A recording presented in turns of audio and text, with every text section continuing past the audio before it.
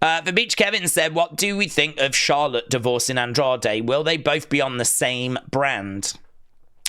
That's a very good question. Not the first part, the second part. It's irrelevant what I think about Andrade and Charlotte. And actually, I don't think anything. I think it's very sad. That's their personal lives. And honestly, it's not for me to even, engage with. It's worth me knowing only because we run the risk of going, oh my God, we could do Becky and Seth against Andrade and Charlotte, because they're both in relationships. They're both in married couples. So it's worth knowing that they're not married anymore so that we don't really think along those lines anymore, right?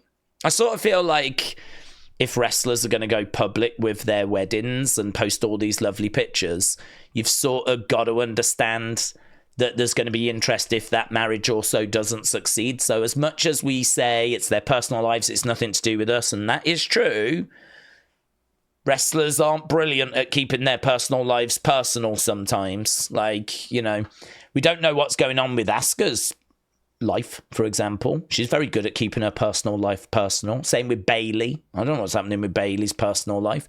I don't care either, right?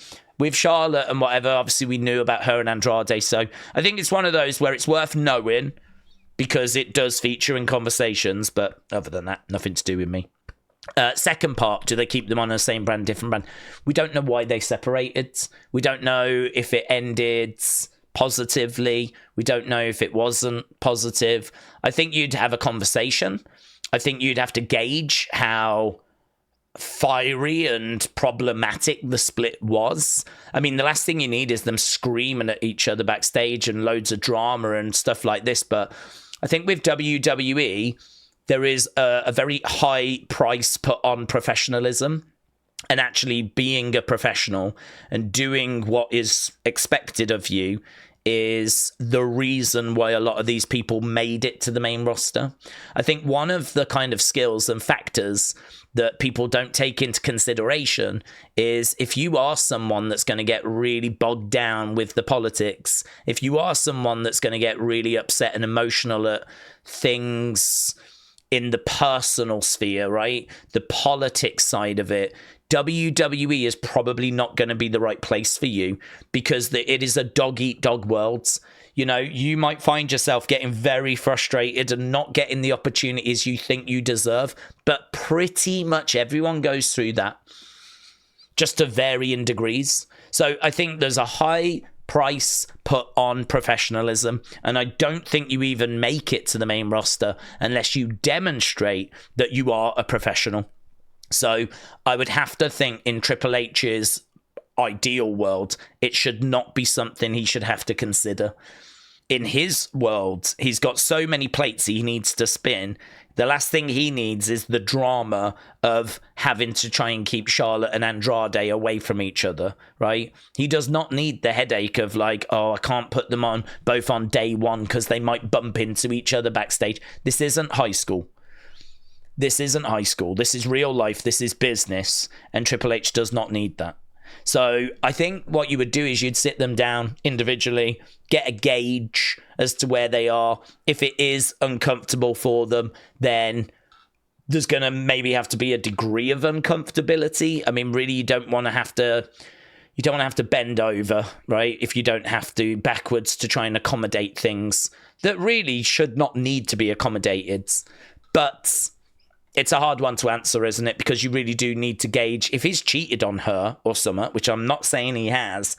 I'm just saying if he has, and it's a very fiery split between them, then, maybe then you do have to consider keeping them apart. This is why historically, Mark Henry said to Bianca, I've got a couple of rules. I think it was work hard, give everything, don't let me down, because Bianca Belair was kind of discovered by Mark Henry, and he said, I've got a couple of rules. Don't let me down. Don't you let me down. I'm recommending you, and if you don't work out, it's going to be on my name. You're going to make me look bad. Don't do that to me. And he said the second rule, don't get with any wrestlers. You don't need that distraction in the workplace. Don't get with any wrestlers, right? Those were his 2 rules. Bianca told this story, right? I can't remember where she shared it, but she told this story. I think it was on Chris Van Vliet. And when her and Montez started like grabbing each other's attention, she said she actually called up Mark Henry. It was one of her first phone calls, was to get his blessing. She called him up and she was like, Mark, I think this is the one. I think this is the guy. Honestly, I wouldn't be making this call if I wasn't so serious. Like, I just want to get your blessing that I can actually do this. Imagine that. Bianca Belair called up Mark Henry, one of her first phone calls, when she was getting in a relationship with Montez Ford, because one of the rules he set was don't do it. And he gave her the blessing. Obviously, they got together and they've been very happy ever since. So, but yeah, I mean, this is one of those kind of things. Don't get with a wrestler because it just might not work out. So yeah, I don't think it's something that Triple H should have to consider, to be honest. But it depends how fiery of a split up it was.